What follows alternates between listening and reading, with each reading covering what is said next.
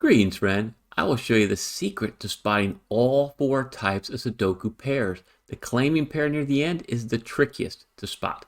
Click below if you want to give this puzzle a go. And with that, it's solving time. What you want to focus on is actually here in column 5. Look at this cell right here. You got a 1, 4, 7, 8, 9 in the column. So we need a 2, 3, 5, and 6. Okay, so we have a 3 and a 5 right there. We have a 6 right there.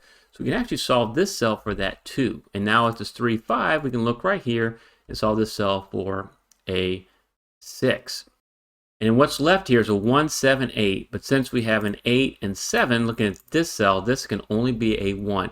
Which leaves us with our first type of pair, right? Whenever you have two possibilities left in a block, then or any other house, row or column, that's called a naked pair because those are the only two possibilities left. And so I'll highlight those. And we're going to find another naked pair here really quick because if you come down column 5, you'll notice there's 7 candidates filled out. There's only 2 remaining. And so this also has to be a naked pair. This is a naked pair of a 3 and a 5. And this will lead us into our next type of pair. You'll notice how you have this 1 and 4 looking at this cell right here. That means the 1 and 4 cannot be in that cell. They're limited to these 2 cells. So this is a 1 and 4. This type of pair is called a hidden pair because you think that you could also put in, possibly a 3 in there or possibly a 6, but since the 1 and 4 have to be in one of these 2 spots, they have to be in block 8. That's all that can be there, and you can't have any other cells. So that's got to be a 1-4 hidden pair, and which leaves the 6 could only be in this spot in the block. Let's remove these colors. Now let's focus on the 6s. You got these 2 6s here. The only place left for 6 in block 1 is right there. And if you look at this 6, a 6 cannot be anywhere in column 8 here in the block because of that 6. And now with these 2 6s, it cannot be here. The only place left to put a 6 in block column 8 is right there.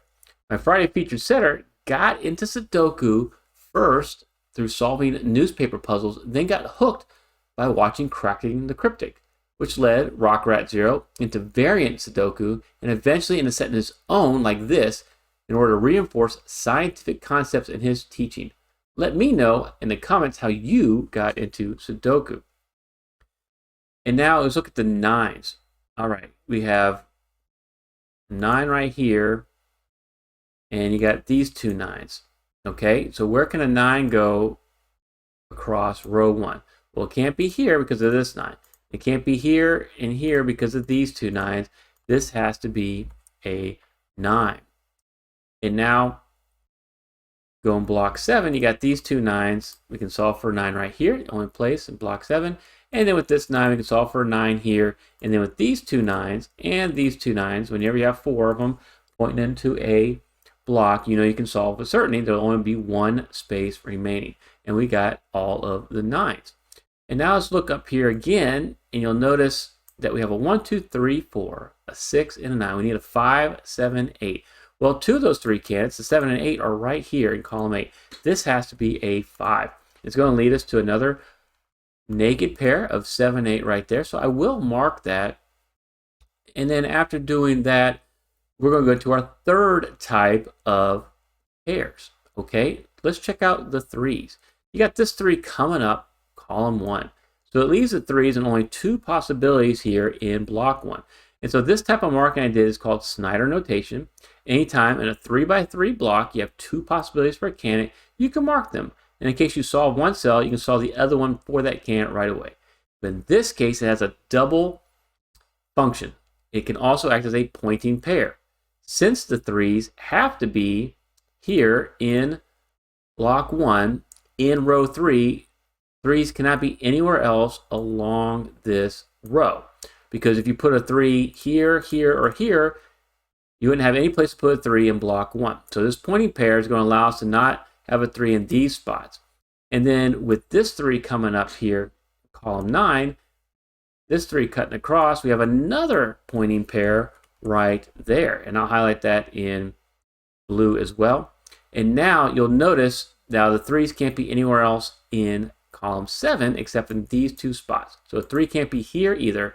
Because of this pointing pair, they can't be here. Because of this 3, it can't be here. So we only have one possibility to solve this 3 in block 3 by using 2 pointing pairs. All right, let's remove these colors and we'll get on with our solve. What it does is now what we have here is 3 digits remaining. So we have a naked triple with only 3 possibilities remaining of a 1, 2, 4. And this is the trickiest part of the puzzle, like I had said in the introduction. Because you have a 2 right here, this cannot be a 2. And so the 2s are limited now in column 8 to block 9. The 2s can only be in these 2 spots. And what this does is it doesn't allow a 2 to be anywhere else in block 9. Because it's limited in block 9 to column 8, you can eliminate all these other 2s here. Because if you put a 2 right here, for example, then you'd eliminate the 2s from there and you have no place to put a 2 in column 8. So we know this cannot be a 2. And so this is called a claiming pair. And this is the trickiest to spot. Because of this claiming pair, a 2 cannot be here anymore. So where can you put a 2 in row 9? Well, it can only be here now because it can't be there. This has to be your 2. Okay, and then we have this 4 here, and this 2 means this could actually be a 1, and that is a 4.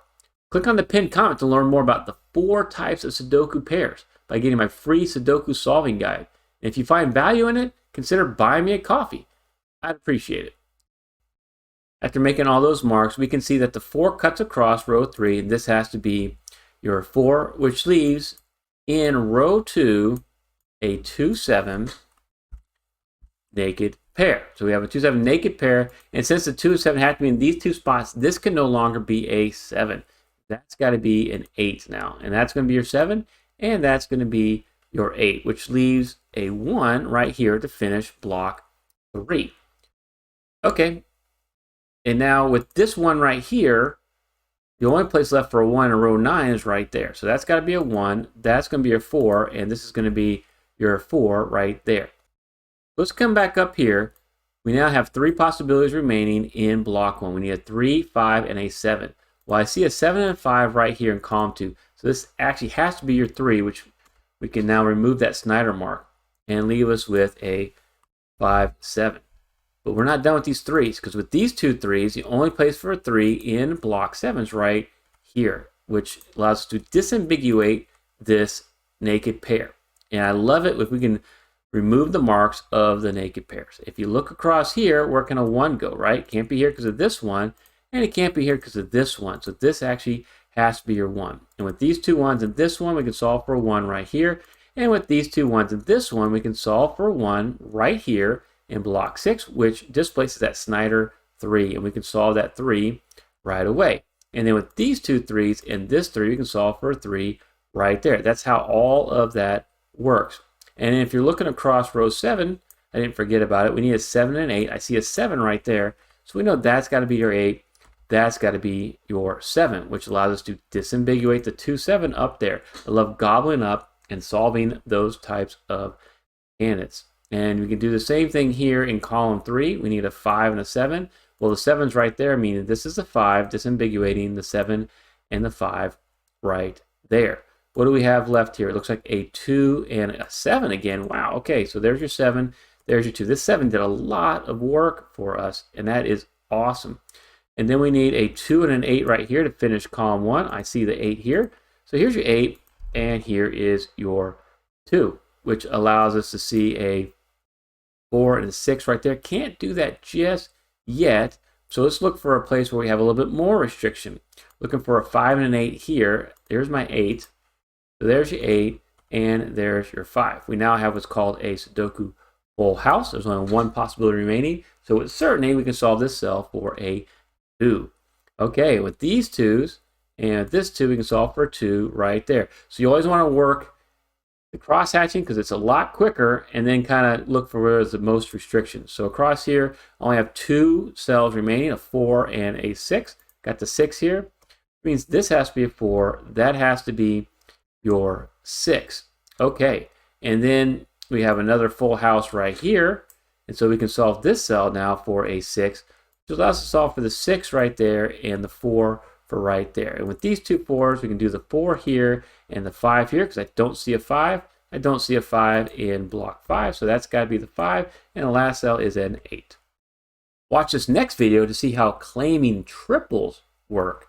Please consider supporting me through my Buy Me a Coffee page. Help send me to Vid Summit 2024 to improve your Sudoku content. Thank you, RockratZero, for being my Friday featured setter, and I want to thank you so much for watching.